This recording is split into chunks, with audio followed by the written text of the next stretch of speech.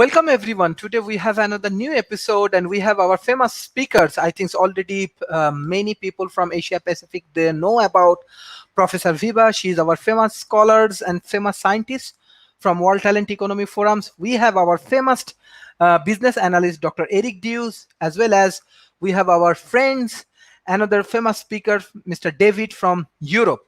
So we will discuss about climate impacts, and I just want to share one important thing is that today is 255th episode, and we are trying to reach around the world as much as possible.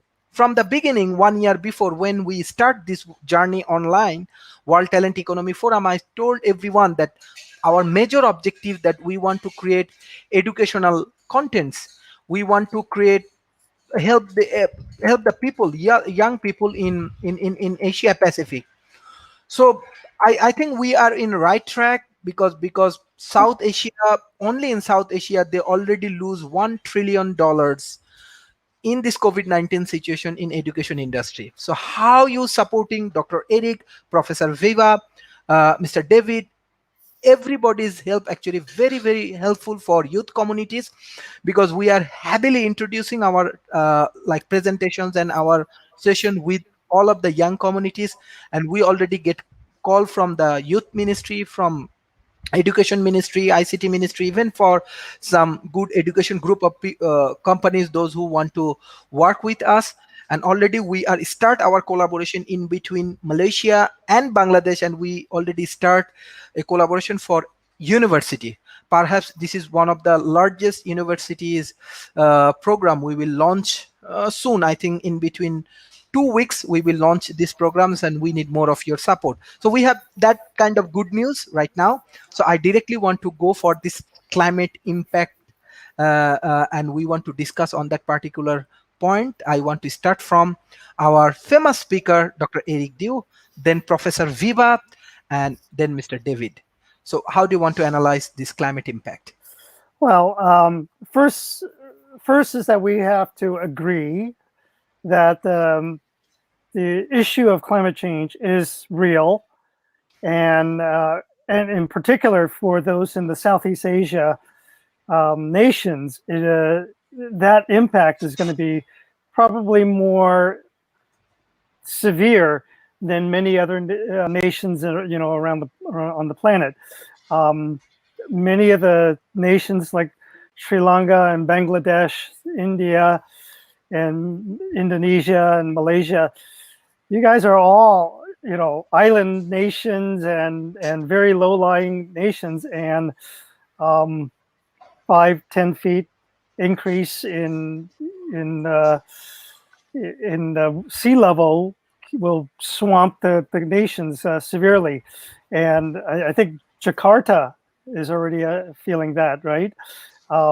They're moving the capital to another location because Jakarta, I think, I'm hoping I'm talking about the right city. It's filling up. It's sinking, and it's being inundated by water, and it's almost irreversible, I think. There's other reasons besides the increase in the sea level, but these things are happening. So the impact is real, and the solution requires multiple parties involved in it. The government has to come into it, the various corporations, the employee, the people, the citizens of the various nations have to participate, and they all need to focus on one direction of what they take. And that requires discussion and having all the various parties come together to understand and agree upon a similar, or at least on a singular goal of what they want to do. And once you can agree on a singular goal, then you can try various plans to achieve that goal. You don't have to achieve that goal with only one plan. You can try with multiple plans, and some of those plans may fail, and some of those plans may succeed, and some of them may conflict with other plans as well, and that's not good necessarily. But you can try one or the other, and by doing so, you will be able to find a solution to it to achieve the goal. I'm not going to speak on behalf of the various nations that are involved to see what the goal is, but they have to come up with a goal that is something that the various parties involved can agree to. And that will take a lot of discussion and a lot of communication among them. I'll move on. I'll let Viva continue on with her opinions. Yes. Okay, Yes. thanks, Professor Eric. Viva. Yes. Professor Viva, I just want to share one point, because one of the think tank from South Asia Policy Times, I think, thank you, Mr. Tosif, for wishing me. They'd love to know more about your technology, what you are inventing, how it works. I get actually very interesting call from South Asia specifically about your technology. They want to know more about your inventions and your research. Okay, I wasn't going to focus too much on that, but I can do it. I have a slide presentation where I can pull up a couple of slides to talk about the ceramic that's the basis of the technology. You'll have to help me with the share, getting it back out of the share screen here.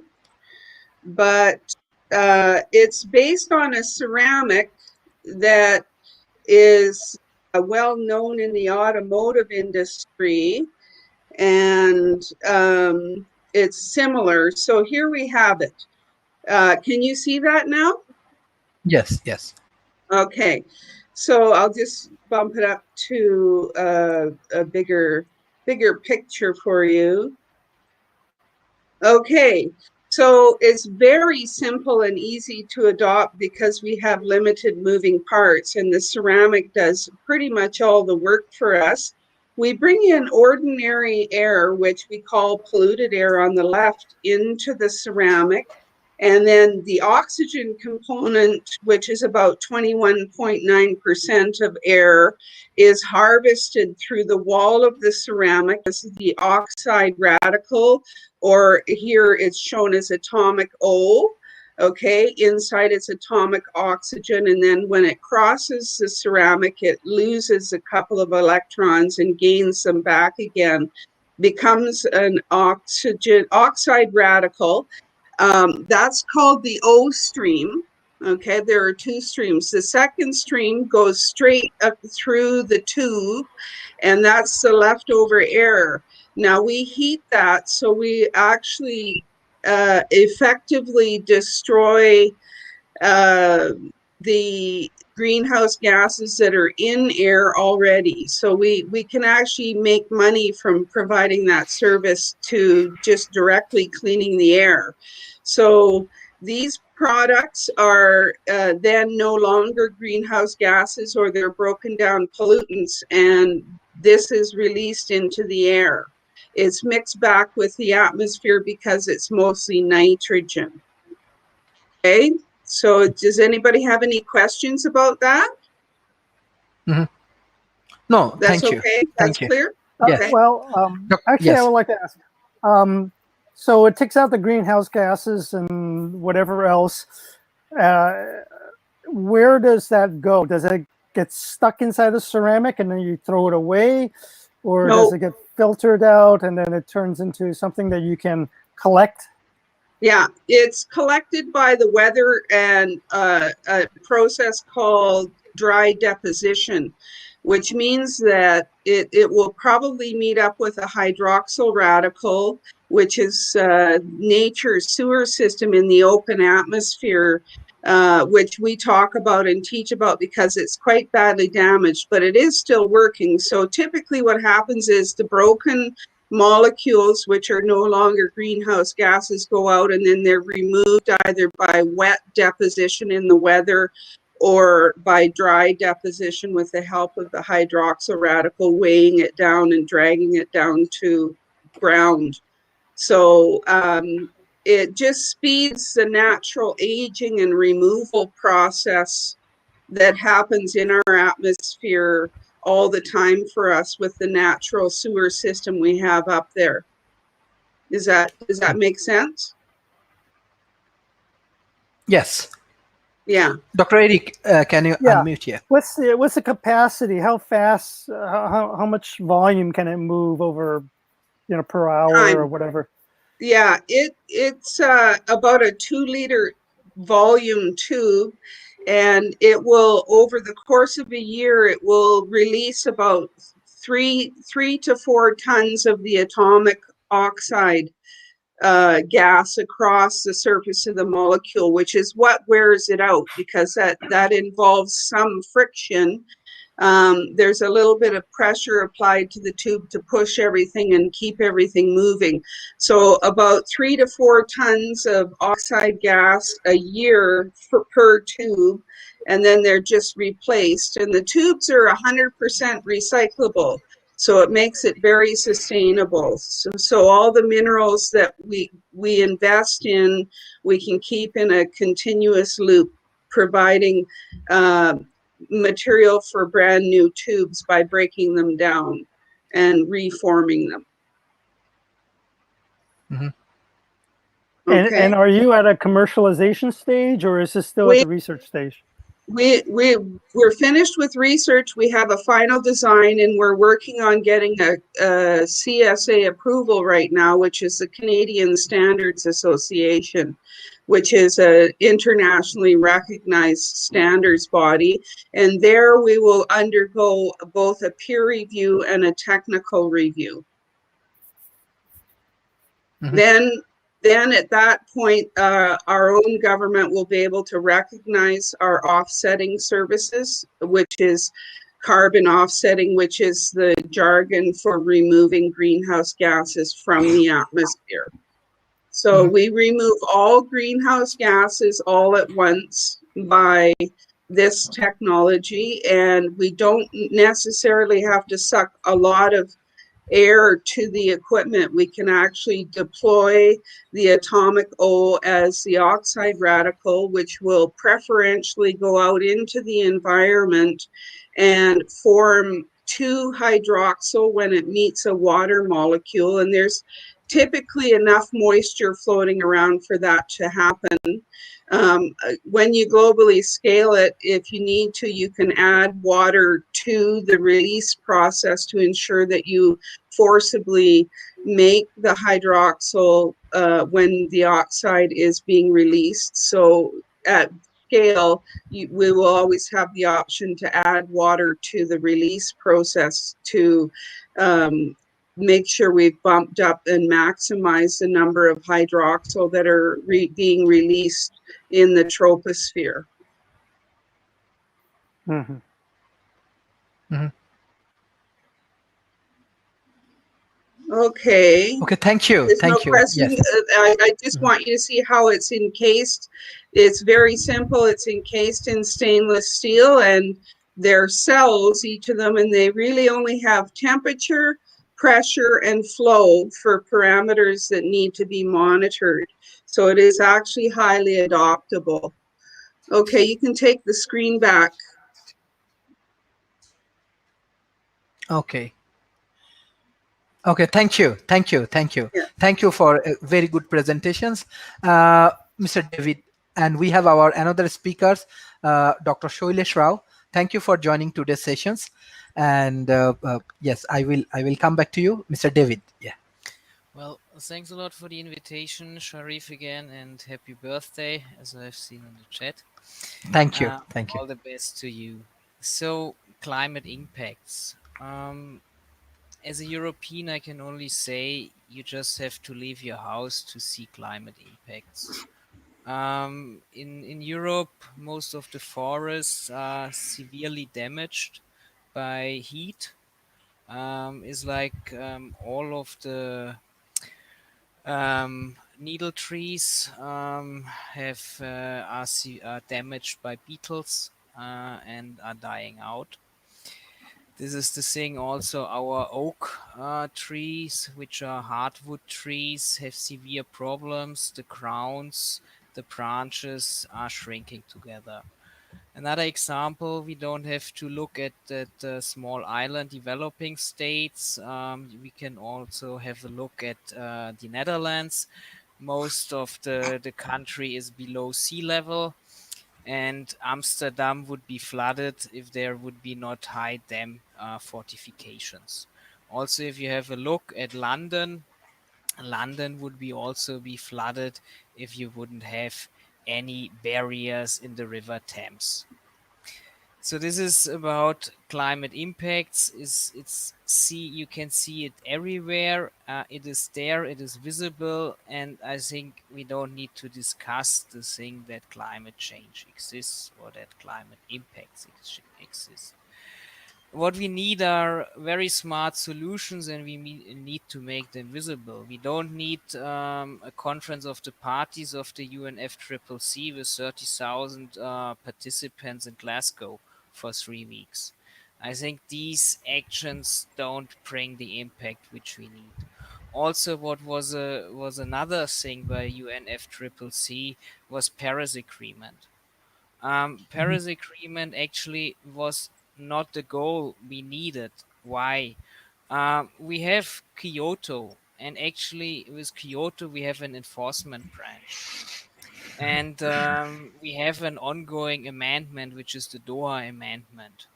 But the Doha Amendment hasn't been ratified. And with Paris, we don't have any enforcement branch. We have national determined contributions, which can be set by any country by themselves. And they are not enforceable. So this is the issue. And also with Kyoto, we had a global carbon cap and trade system for NXA countries. And this is the thing what made actually Kyoto unique and which made it a good system, a good agreement. But with Paris, I think this was all be lost. And I didn't understand personally why everybody was so happy about Paris. This is on the international scale. Um, for I can only add or I can only foster that on a local level or from a grassroots level, we need immediate climate actions, but smart actions. So it's like reforestation is very smart. Then also smart river. Basement systems again, but really smart because we can also see a lot of over floodings because rivers, the natural way of rivers has been changed, the riverbed. And this is also every time which I want to give to the audience smart actions, really overthought actions because we have so many actions, and these actions they also may waste a lot of resources and impact even more greenhouse gas emissions to the atmosphere. So this is I think we need an overall global think tank, bringing smart people together, bringing their idea together and discussing or their blueprints together and discuss these ideas and then make them feasible. And one last statement with Corona, with COVID-19, all these resources which are spent now for COVID-19, um, we could tackle climate. We could tackle climate, global warming, or climate change, as well as overall existing hunger and thirst on the global planet. Because so many resources are spent in COVID-19 actions, which could be dealt for better actions, in my opinion. That's all of me. Unfortunately, I have to leave again. Thanks a lot, Sharif, and I wish you a wonderful day. Thank you. Thank you. Thank you. Thank you. Dr. Shailesh Rao, I think you are also expert on climate impact and climate change, and you have different observation and opinions. I think that you are also have engagement with South Asia. What I understand that. So I, in terms of South Asian economy and others' point of view, that how we take different kind of climate change related initiative or strategy, how actually governments as well as corporations they can work together to solve this problem. Yeah, I'm a systems engineer, and I've been looking at this from a very systemic perspective. And to me, we are not yet addressing the root cause of our problems. As long as we don't address the root cause of our problems, we will never really solve our problems. We are just going to be patching things up. And you see that in the response to COVID-19 as well, not just climate change. COVID-19 was caused by a human-animal interaction. Animals were being abused. And so every time animals are abused, there is a potential for a pandemic to jump from animals to humans. So rather than looking at the abuse of animals, we are now looking for vaccines. And we are continuing to abuse animals. So we really are not addressing the root cause. And in the same way, for climate change, there are two major engines of destruction. One is the burning machine, in which we burn a whole lot of fossil fuels and we use it to create objects for our consumption. And the other is the killing machine. And the killing machine has destroyed 3 trillion trees on the planet for the last 10,000 years. Okay, so only half the trees that were on the planet remain today. We have killed the other half. And it's also killing like 80 billion land animals every year and 1 to 3 trillion sea animals every year. And that killing machine, if you just restore the original forest that used to be there, that's 3 trillion trees you have to restore. And each tree can sequester about 1 ton of CO2 in its lifetime. So we're looking at 3 trillion tons of CO2 that you can sequester if we just bring back the original forest. And what is stopping us from doing that? It's because we want to continue with the killing machine. So there is nothing that does not improve when we shut down the killing machine. There is no need for us to continue to kill in order to live on this planet. As long as we have an attitude that we have to kill in order to live on this planet, we're going to kill ourselves. So it's a very suicidal action that we are doing by trying to maintain the killing machine. And even during COVID-19, when we knew that it was our interaction with animals that caused COVID-19, what did President Trump do? He actually issued an executive order stating that slaughterhouses are critical infrastructure and that slaughterhouse workers should be considered as frontline workers in this, frontline soldiers in this war on nature. I mean, this is the kind of thinking, that forces people to go and work in places which is extremely dangerous, just to produce, food that we think is essential for us. It isn't. It is actually killing us. So this is why I say we haven't yet gotten serious about addressing the root cause of our problems. And as long as we don't address the root cause of our problems, we'll never solve our problems. Mm-hmm. Thank you. Dr. Eric Dew, you are expert of startup and different kind of innovations from Silicon Valley. So I love to know more. What kind of technology inventing now which is actually helpful for solving this climate impact or climate change related things, or how we can collaborate, how we can make a good bridging in between Silicon Valleys and other countries and working together? Unmute, please. Yes, apologies. Silicon Valley isn't all, going into clean tech and green technology and all that. Certainly there are people that are doing things of that sort.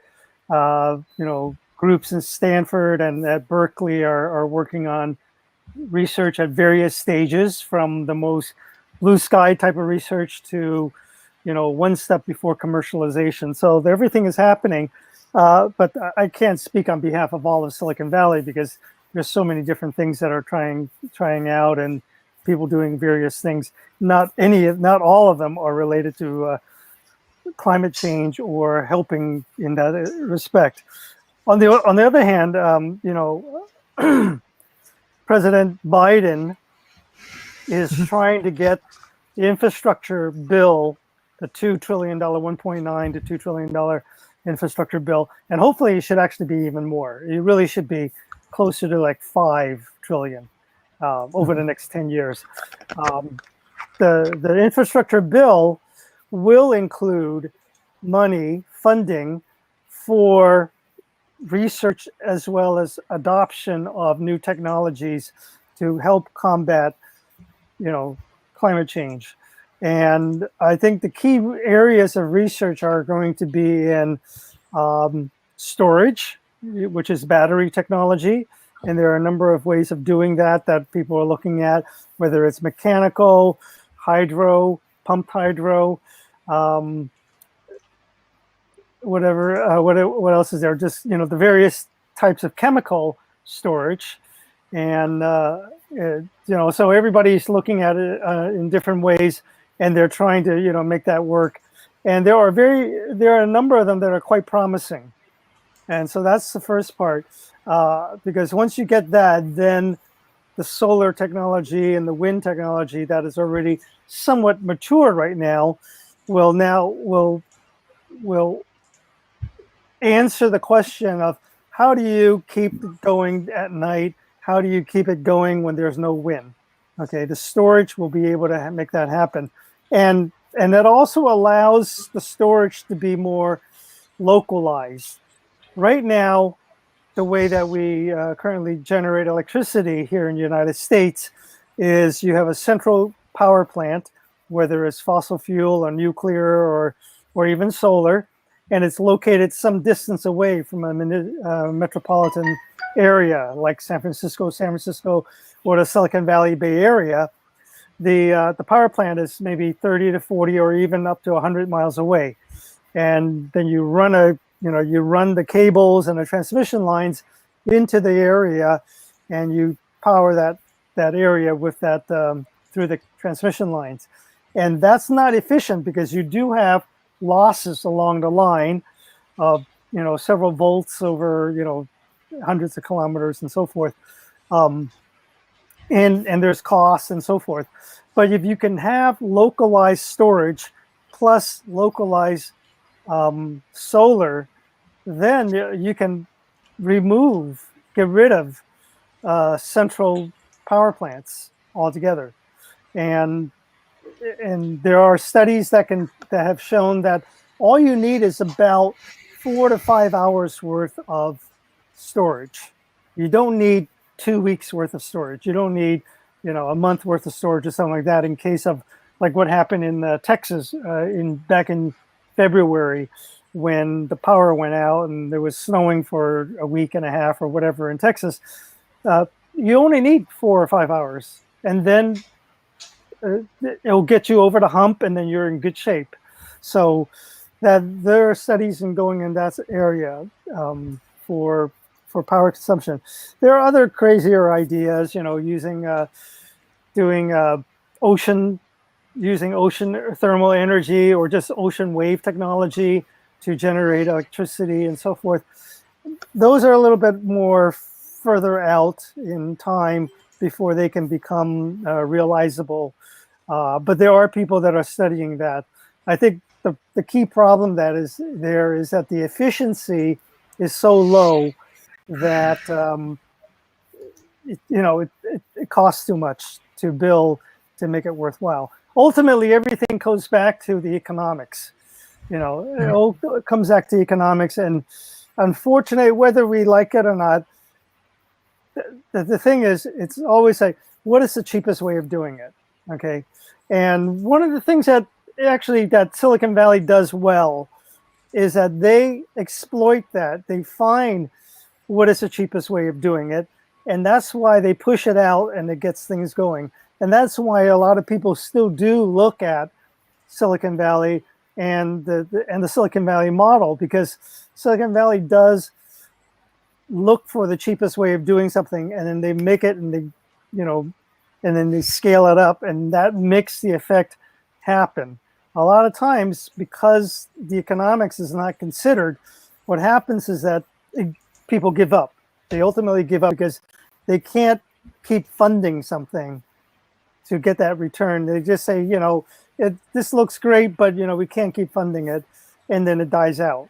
And that's generally what's going to happen. in many cases. And Silicon Valley has that knack to find a way to do it in a cheaper way. So, thank you.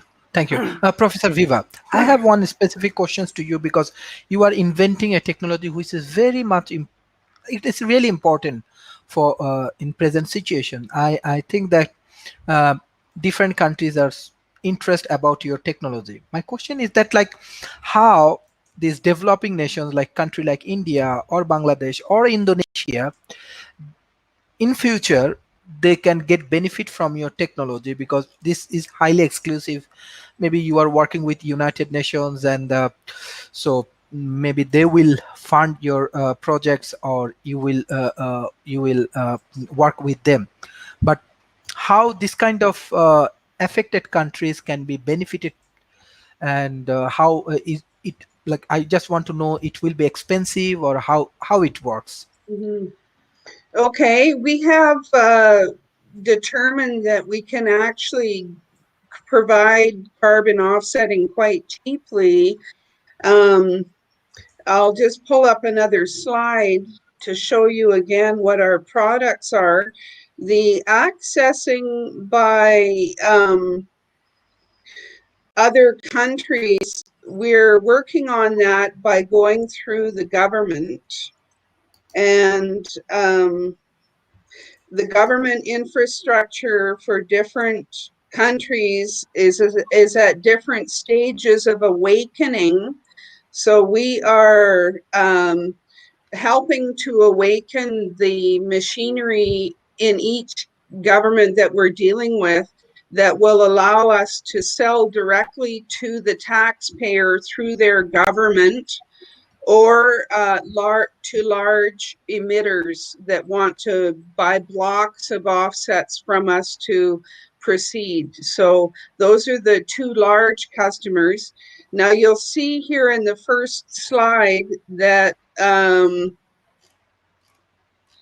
hydroxyl dispersal only costs about $5 a ton per CO2 equivalent when we're at scale. So that's pretty inexpensive compared to other technologies that are going after greenhouse gases.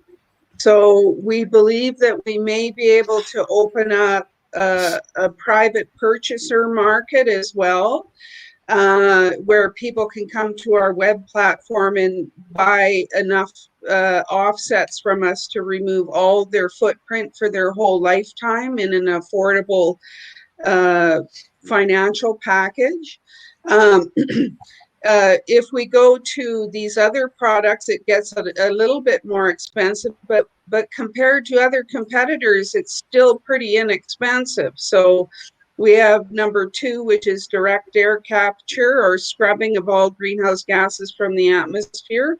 And because we're handling a little bit of extra water, the cost is a little bit higher at $10 a CO2 equivalent.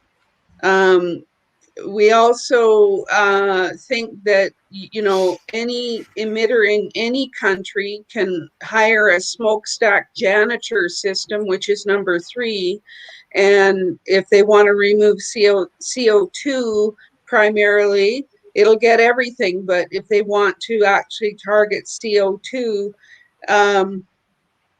they will have to pay $40 a ton, which is the number 4 item. The $10 a ton for the smokestack janitor means that the CO2 that's in that flue gas will have enough oxide delivered to it to remove it as a mineral acid, which will then fall to the ground in the weather system and mineralize. So it's permanently removed. So we don't have 100% control over that process, but the buffering capacity of the hydroxyl is pretty high. Okay, and so the targeted methane removal is the last one, and we do that by injection or a contactor system, and that can be done at remote sites. So commercially, if someone in one of the Asia Pacific countries wants to talk to us, they can get a hold of us at admin@reductiontech.com. and they can talk to us about this. Our certification with the Canadian Standards Association is the only milestone that is sort of in the way of us proceeding to actual technology. And that's going to cost about $70,000. And we're talking to some lenders about a junior loan for that. A junior loan of $70,000 from anyone would probably be quite acceptable if somebody wanted to step in and move things along. We're waiting for the Canadian government to put some machinery in place so that they can deal with us.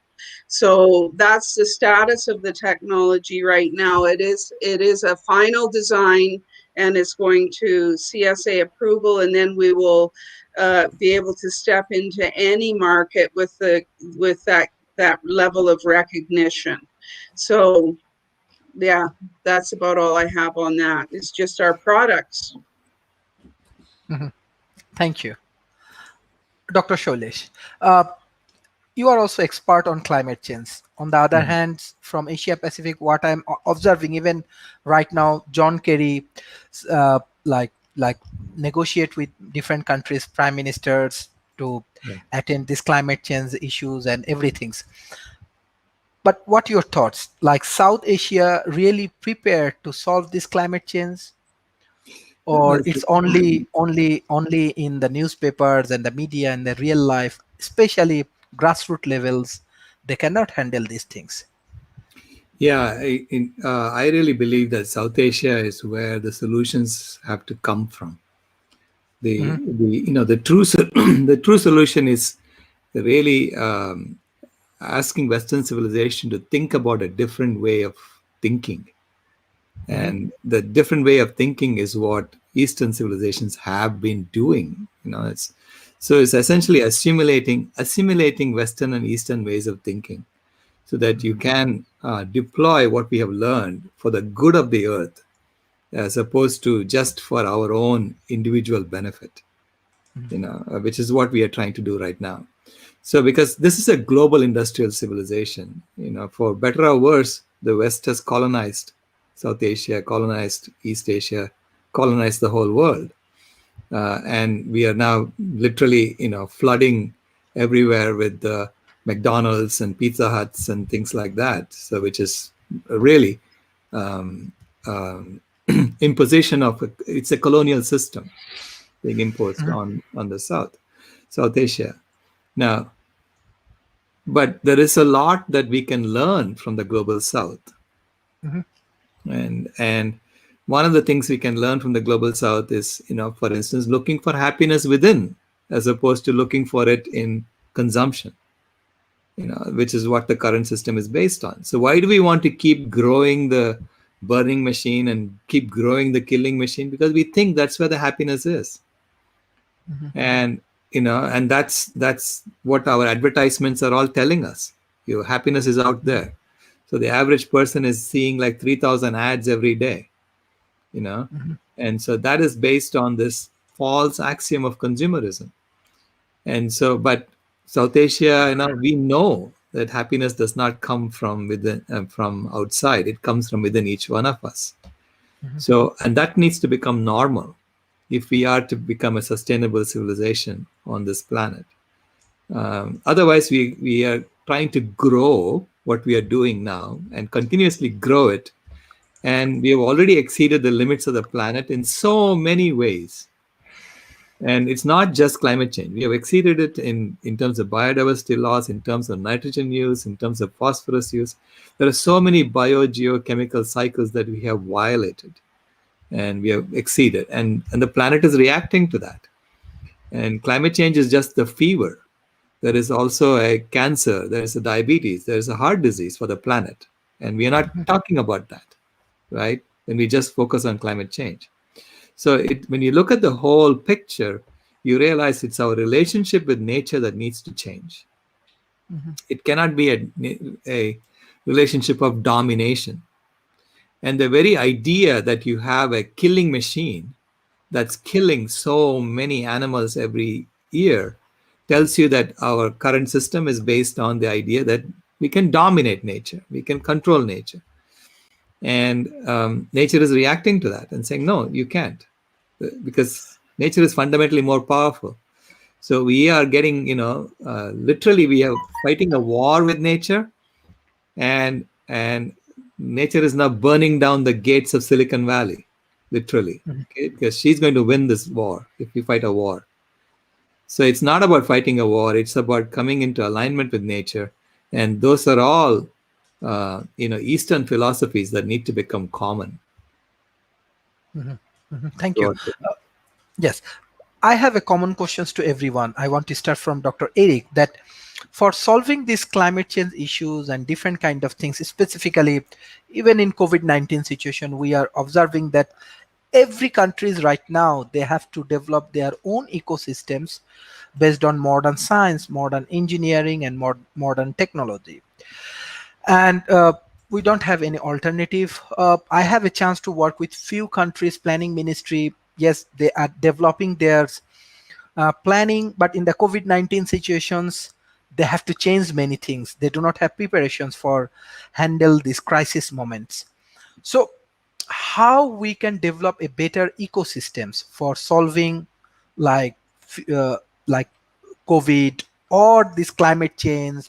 Even Bill Gates said that climate change will be more challenging. It's worse than this COVID-19. So what is your advice? How we can work together? How we can solve together? That's a very difficult question to answer. First of all,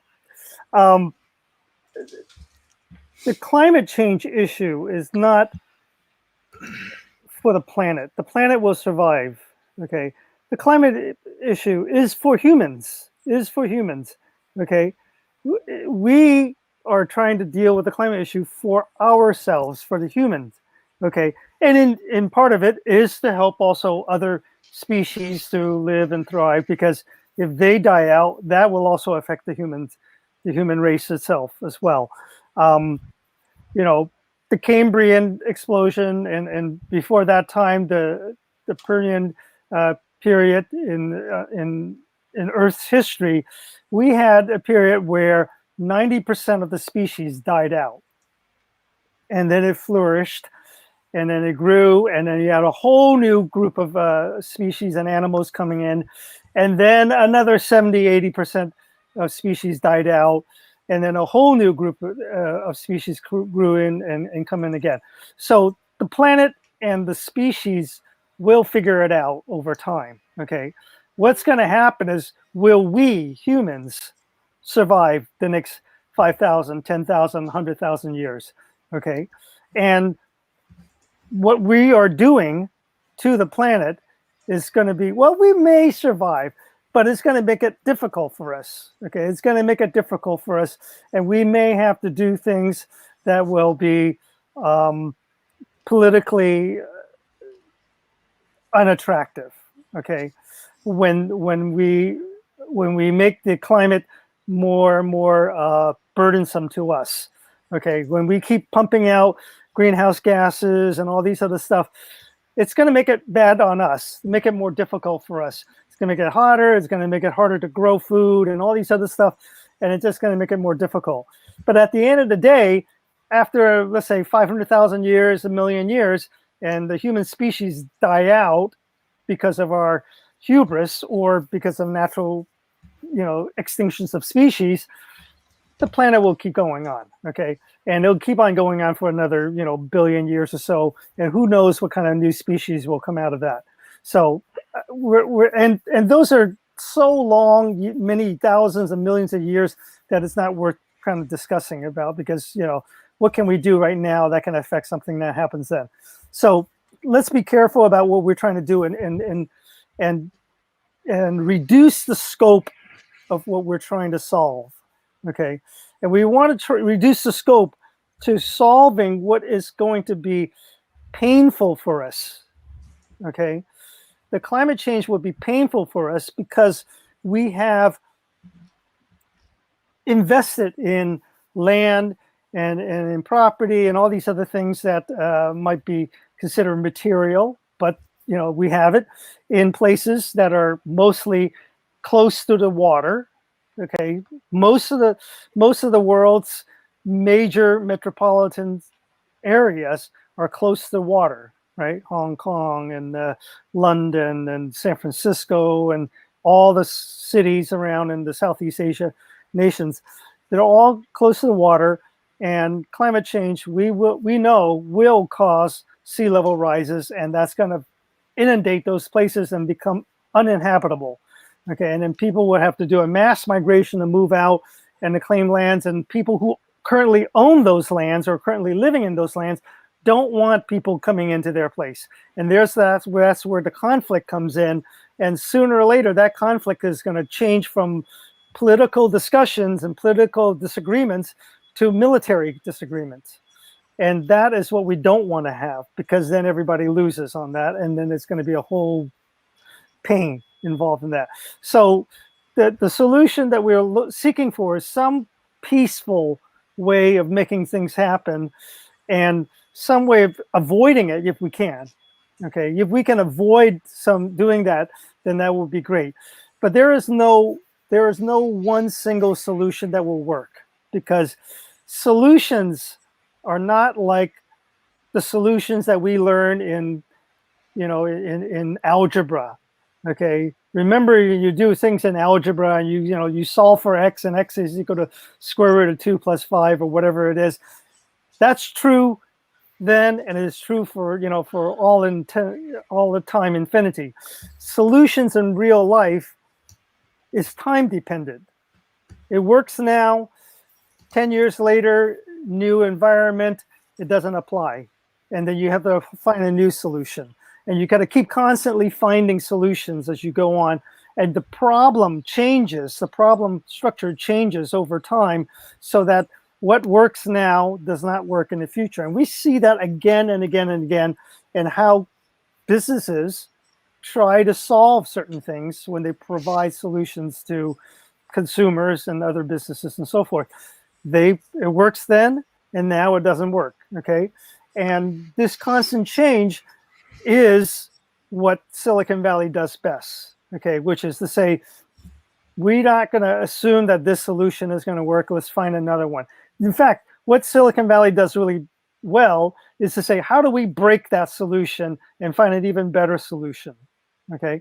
And that is the way that we can find some kind of a commonality to be able to solve things in a more pragmatic way, okay? Because the goal is to not find an ultimate solution, because it doesn't exist, but it is to find a solution that can last, that is durable and can last 20, 30, 40 years, okay? And then when change is significant enough, then you have enough of a lead time to get a new solution to come in after 20, 30, 40 years, or maybe even 100 years or so.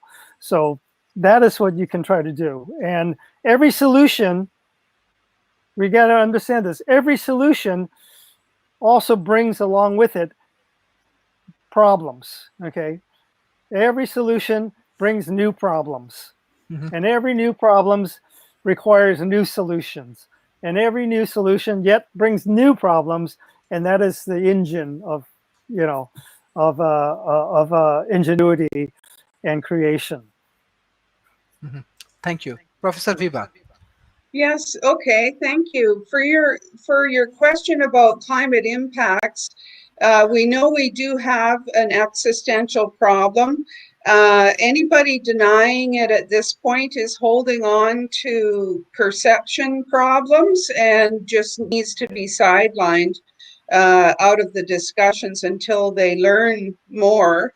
The two areas that we focus on as climate strategists is helping society reduce its output of greenhouse gases, and also focus on taking the existing greenhouse gases back out of the atmosphere.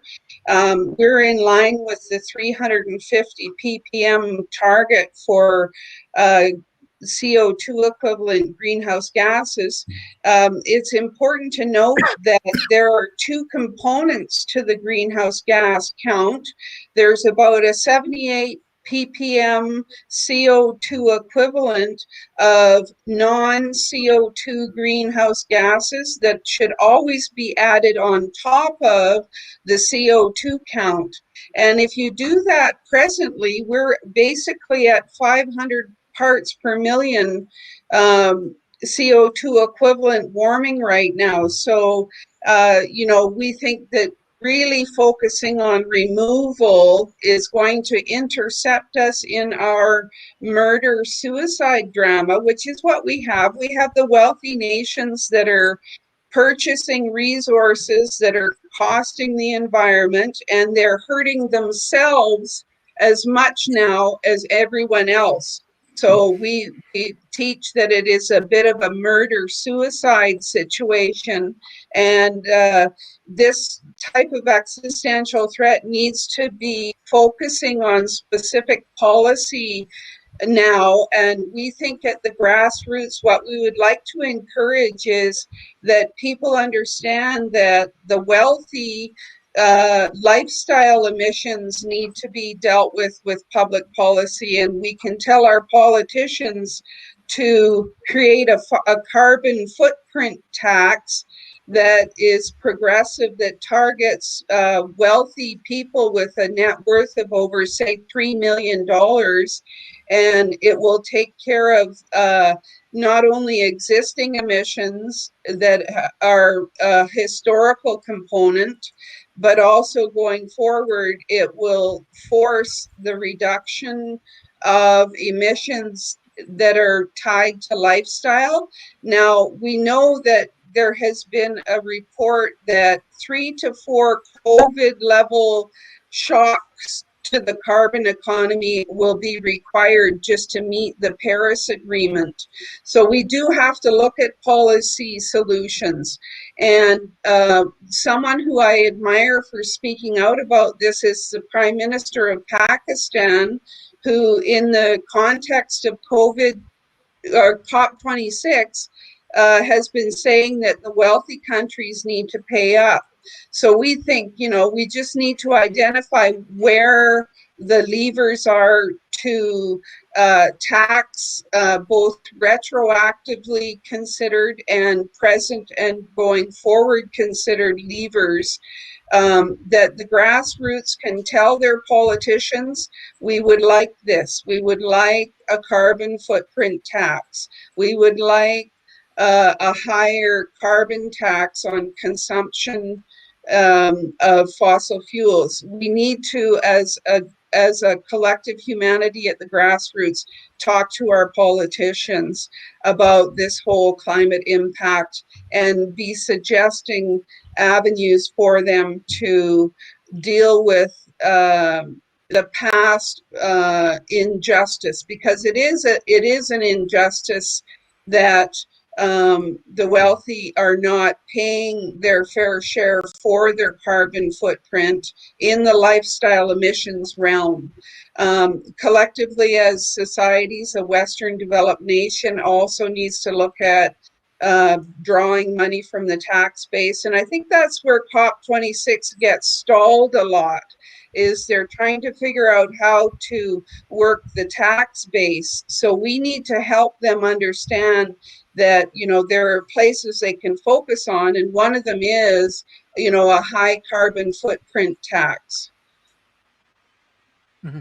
Thank you. It's really, I'm sure it will be helpful for different countries in Asia Pacific. Dr. Shailesh Rao, what the area of expertise or things you want to share with our audience? Yeah, in terms of solutions, we are writing a paper called Engineer Solutions to Scientists' Warnings. So, which is looking at this from a holistic perspective and figuring out how would an engineering team solve something like this.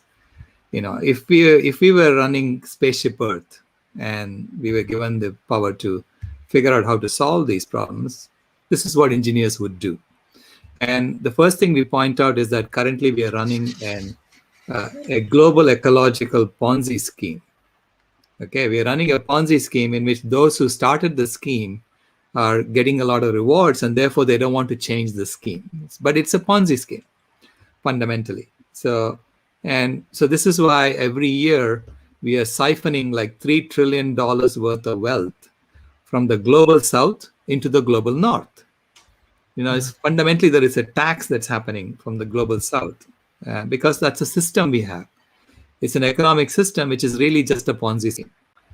And so, but you don't run a spaceship on a Ponzi scheme, much less a planet. Okay, so if you were to design a system that works, you would say it has to be based on true measurements, and it has to be based on closing the feedback loops everywhere, so that we know that we can sustain this for a long time. I understand that things have to be adaptive, so that you need to change as circumstances change around you. And this is why you need to have an adaptive system, an adaptive feedback loop closing system.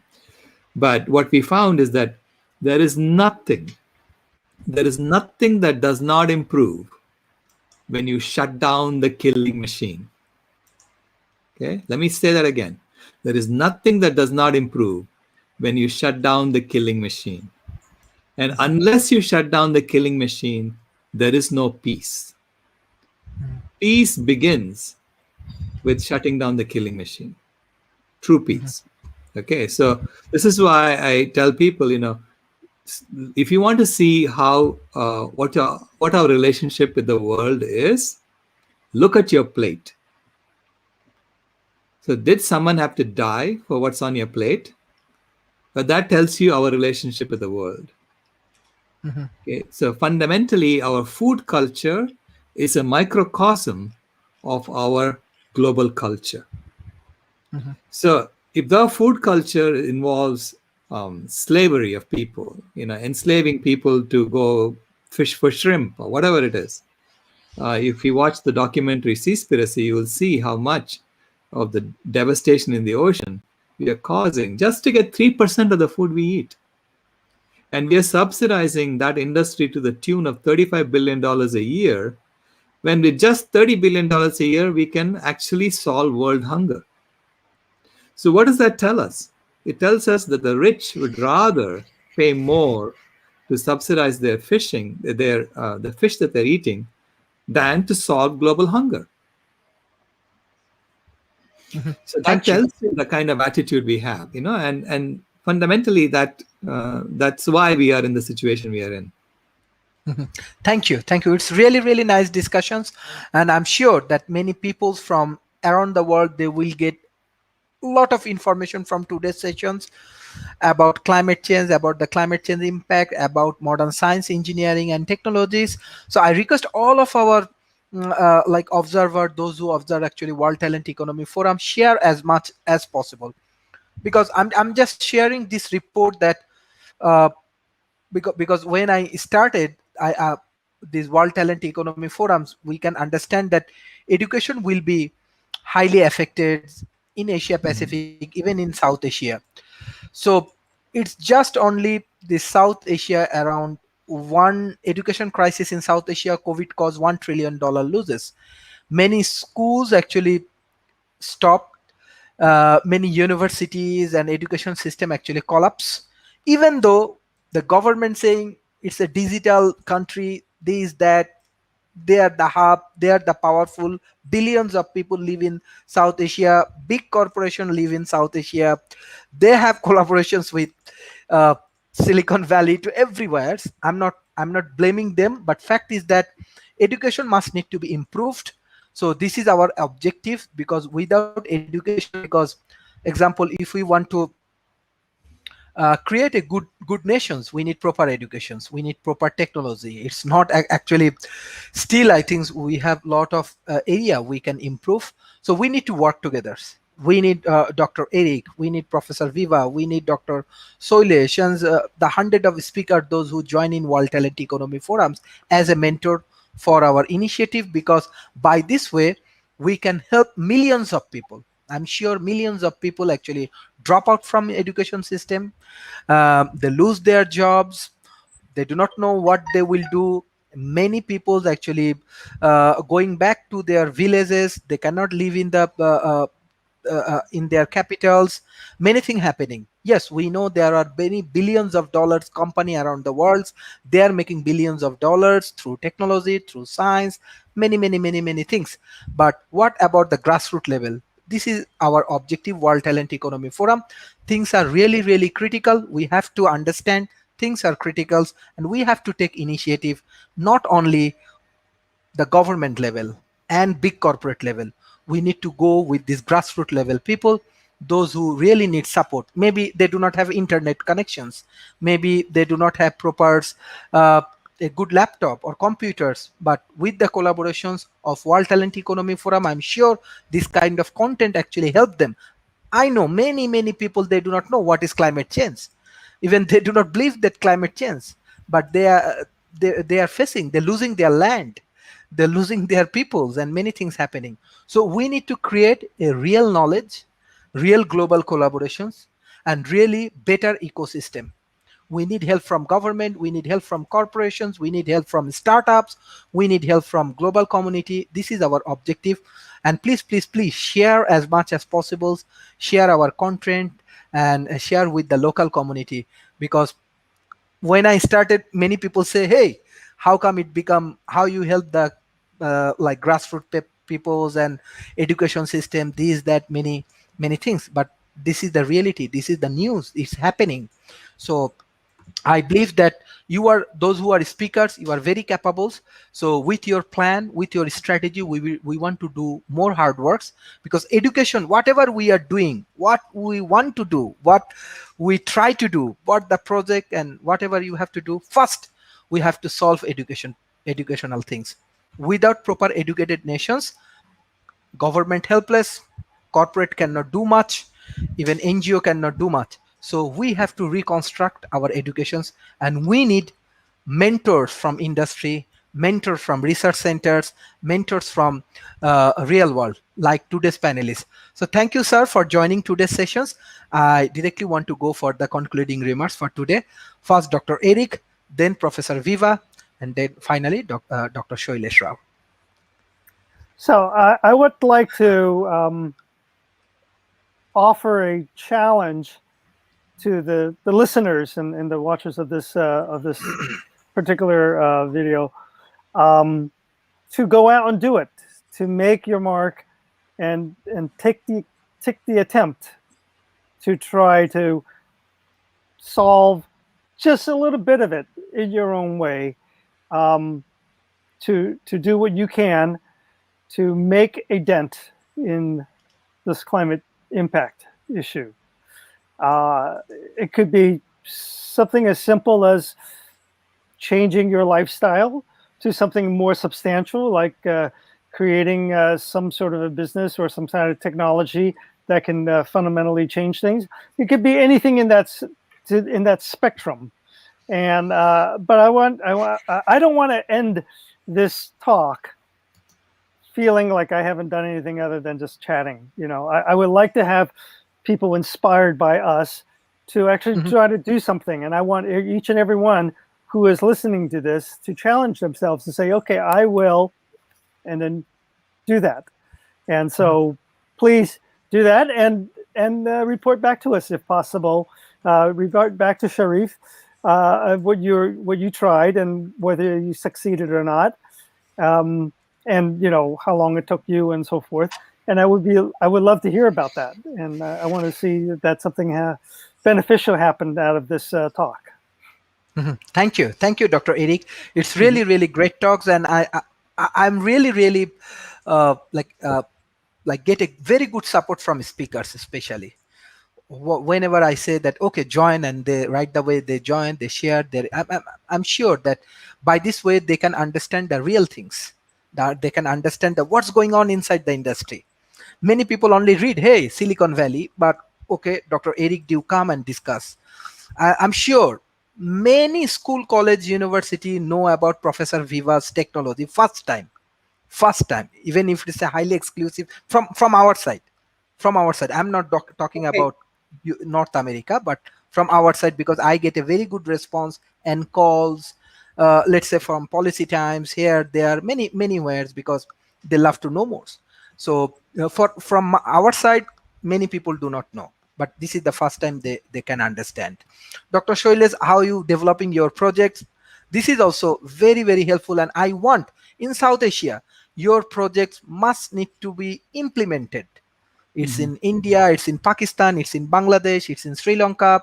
I have our friends from around South Asia, it's in Nepal. Everywhere we should implement your thoughts, which will be really helpful. Yes.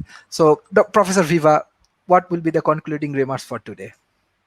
Okay, well, we are holding the space of a nature-based technology solution for the greenhouse gases that are already in the atmosphere. So we will continue to focus on the idea and the technology expanding to embrace removing basically the root cause of all of the climate chaos by greenhouse gases being far too numerous. A lot of people don't know that the hydroxyl radical, which we want to release, is part of a natural sewer system that got overwhelmed quite some time ago. The sunlight and ozone give off components that turn into the hydroxyl radical naturally in the atmosphere. So we do hold the space that we're a nature-based solution, and it has no toxic residue, and it's highly sustainable with a recyclable ceramic.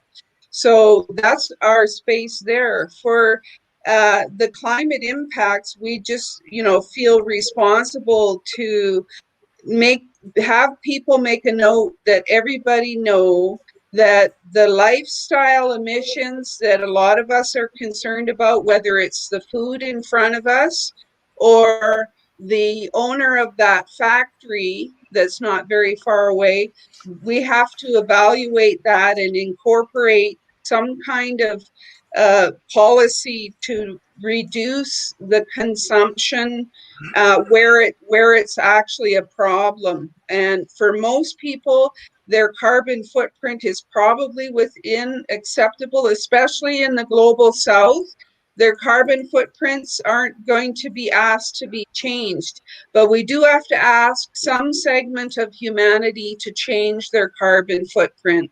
So where do we go? We go to the logical place. We go to the affluent, the ones that are buying the lumber that is logged from the forest to build some kind of project. These people need to know they need to go carbon negative.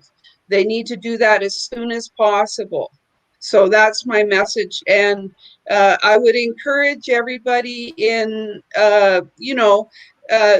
middle class and developing nations to be vocal about the fact that your carbon footprint is not damaging like the other ones, but we need to address that in some kind of policy, just like the Prime Minister of Pakistan who has spoken up about this. We need to speak up and start talking about this very difficult subject, because I suspect that some of the reason why COP26 never gets to a definitive solution on funding technologies that can remove greenhouse gases from the atmosphere is because the wealthy are interlocked with the political class that goes there, and they don't know how to critique. And we have to help the COP26 leadership critique the wealthy class of the planet and have them lower their carbon footprint. We have to talk about this now. Okay, so that's where I'll leave it. And thank you so much for having me. Thank you, Professor Viva. Dr. Shailesh Rao. Thank you so much for this forum. I want to tell people that that there is a simple way to deal with these issues. It is about looking within us. It's about changing our lifestyles, and it's about changing our relationship with other beings on this planet and with other human beings as well. And that comes down to looking at what we are doing on a daily basis. So looking at what are you doing on 3 times a day. Look at your plate and see what are you eating. So join the vegan movement. It is the fastest growing social justice movement in the world today. So join the vegan movement, because that is the movement that is really going to overturn this entire paradigm. This paradigm of an ecological Ponzi scheme. Okay? It is going to overturn that, and it's going to turn us into a world where social justice is normal. You don't have to fight for it. It's normalized. And justice towards animals is normal. So I say we'll never get to liberate ourselves until we liberate other animals, and we liberate the earth. So as long as we keep saying, I own this, I own that animal, I own this piece of property, we are going to be stuck. So it's human, earth, animal liberation all together, and that stands for HEAL. So thank you very much. Thank you, Dr. Shailesh, for joining today's sessions. I want to give a special thanks for today's sessions. I'm sure with this contents, many people know how to develop a startup, how to develop science and technology, and different strategy for this world. So the audience, those who observe today's session, share with your classroom, share with your government, share with your corporations as much as possible. Thank you for joining today's session. It's really great session for World Talent Economy Forum. Thank you, Dr. Eric, Professor Viva, and Dr. Shailesh Rao for joining today's session. Thank you, everybody. Okay.